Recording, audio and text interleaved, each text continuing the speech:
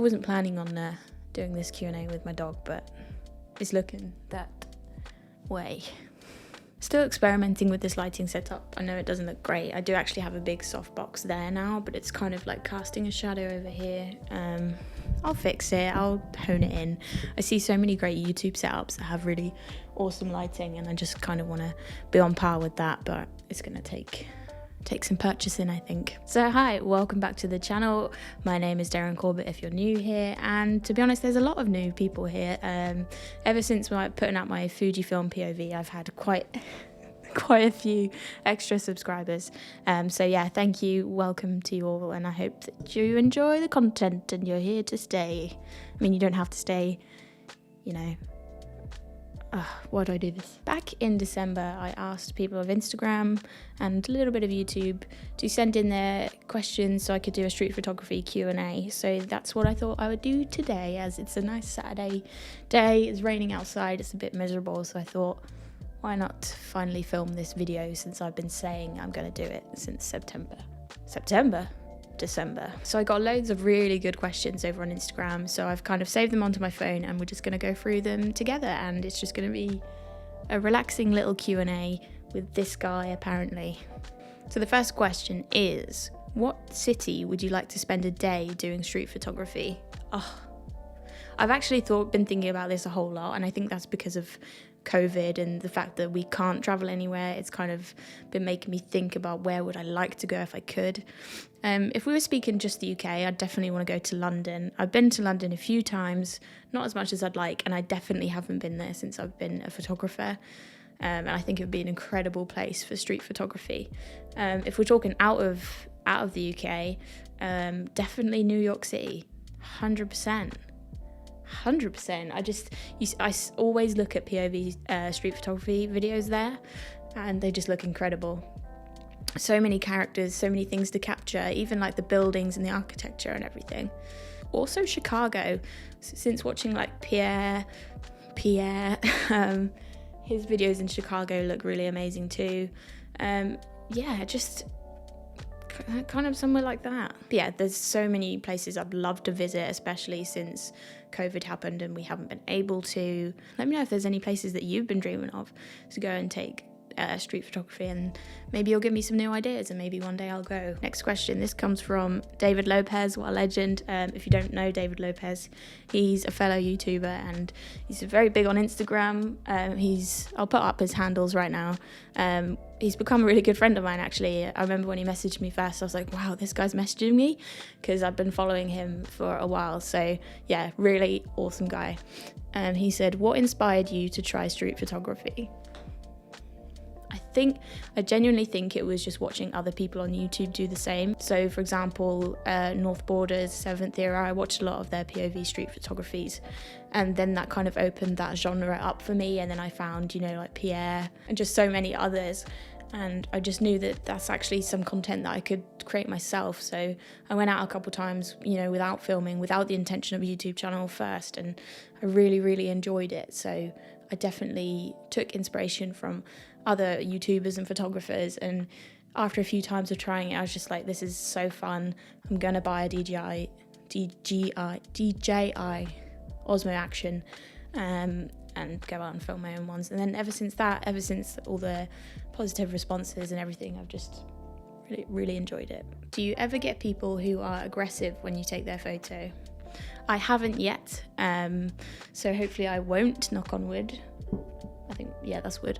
Yeah, I haven't experienced any aggression yet. I think generally it's because I'm fairly respectful, but I knew that if I were to take someone's photo and they weren't happy about it, I would just delete that photo. No photo is worth making anyone unhappy or uncomfortable, in my opinion. I know a lot of other street photographers have different opinions, but me personally, if anybody were to be aggressive or upset, I would just get myself out of that situation, delete the photo. But generally, I haven't experienced that at all, and I think that's mostly because I'm respectful, and maybe it's also just a little bit of luck as well. I've got two questions here from one of my good friends, Ella, who I used to work with. Hello, Ella. She's so supportive of my YouTube channel. I love it.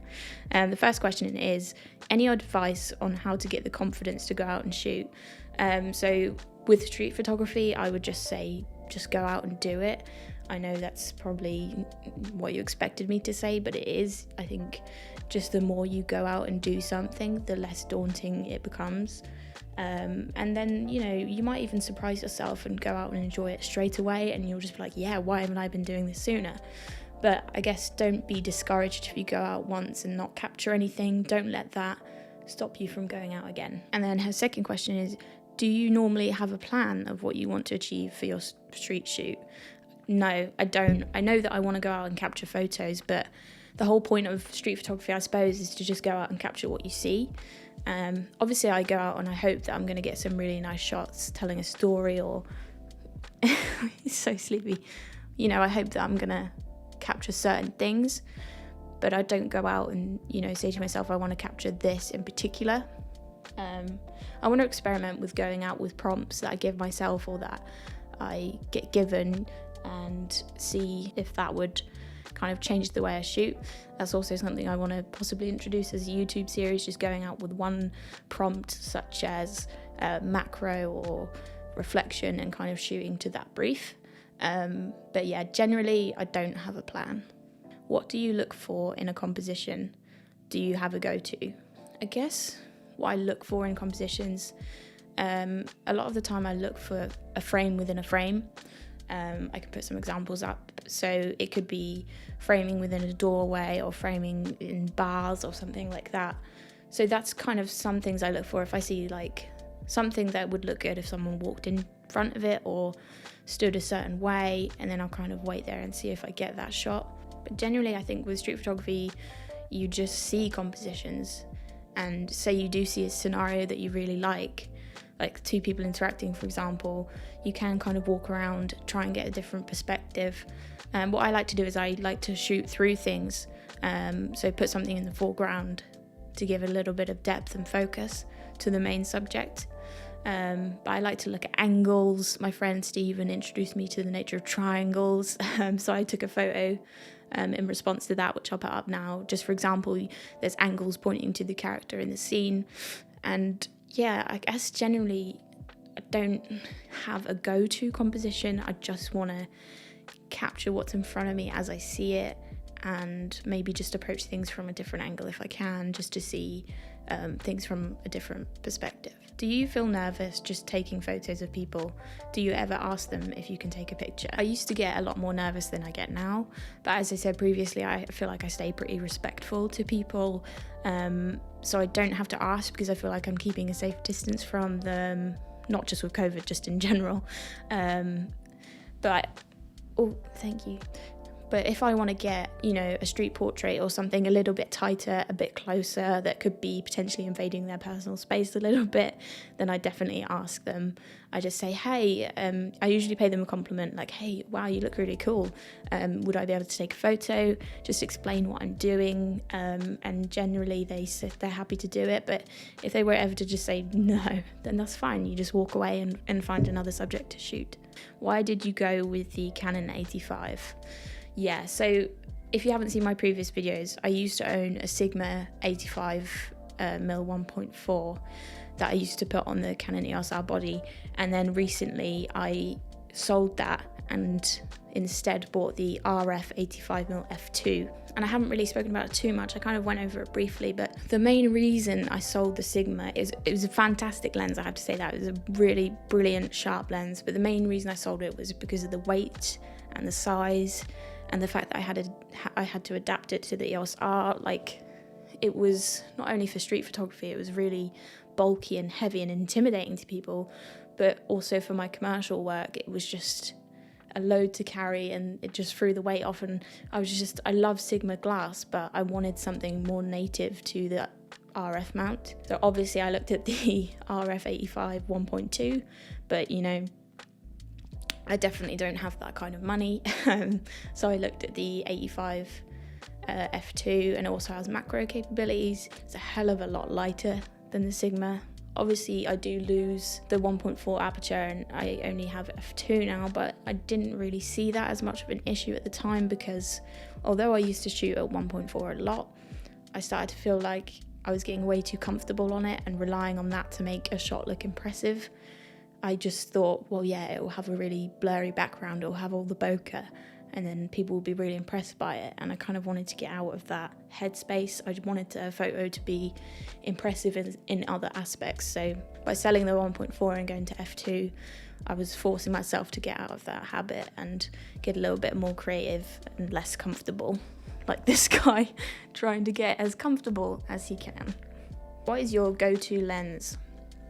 I love the 85mm, and up until like 2 weeks ago, until I purchased the Fujifilm, I would have said 85mm all the way, because it gives you that compression and all of that. You don't have to get too close to subjects. But now I can't pick a go-to lens because I've been shooting with a 35mm equivalent and loving it. So I really can't tell you my go-to lens anymore. I would say probably if I was shooting, I know this isn't street photography, but if I was shooting for a client or something commercial, I would always start off with the 85mm first. But if I was going to a new place and I could only take one lens, I'd be tempted to take the 24 to 105 f4, just because it covers you for most focal distances. You know, you've got the 35, the 50, the 85, and the 105. So I would probably take that if I could only take one lens, just so I'm not limited to anything. I know that wasn't really an answer there. I didn't really give a definitive, but you know, sorry. Somebody has asked, what accessories do you have on your Fujifilm? That's a question for a video. I'm going to make a video soon about all of my Fujifilm accessories. So the straps, the thumb grip, all of that. And I'll go into that on another video. If that's something you'd like to see, then let me know. Give me a like, a comment. And also I'm thinking about kind of making a video about why I bought the Fujifilm X100V when I already own the Canon EOS R, the kind of differences between them. So kind of let me know if you want that too. But yeah, that's all the questions for now. If you have any more questions, feel free to put them down below, and I'll save them for a future Q&A if you want to. Also, we just hit 400 subscribers. It was only like 2 videos ago that I was saying thank you for 300, and that's kind of insane to me. There's been a lot of growth on this channel, and God, I'm really, really thankful for it. Sounds sad, but like every morning I get up and I check my subscriber count. I'm not bothered about the numbers, but of course I like seeing them go up. It means a lot to me. It means that, you know, people like what I'm doing, and I didn't think that they would. I did. When I started this channel, I was like, maybe 10 people watch it and they'll all be related to me. Yeah, so thank you so much for that. Yeah, that's it for this Q&A. Thanks for joining me, Teddy. He was just having the best time.